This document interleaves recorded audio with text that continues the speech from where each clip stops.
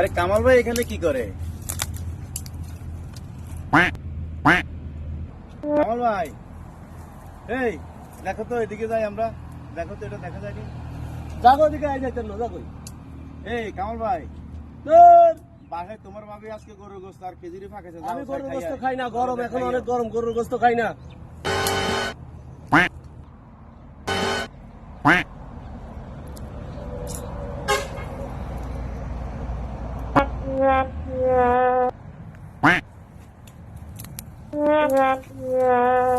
এই আলামিন, কি ভাই করস? ভাই কাজ করতেছি, খেতে দেন না কিরম বলা জমি গেছে।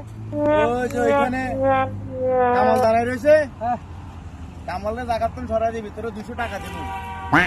200 টাকা হ্যাঁ সরাই দিবে তো 200 টাকা। হ্যাঁ। দে 200 টাকা পেট আগে। তাহলে আমার কাজ হইতে হবে। কাবলে সরান কোনো ব্যাপার বেড়া। হ্যাঁ 2 মিনিটের ব্যাপার আয়।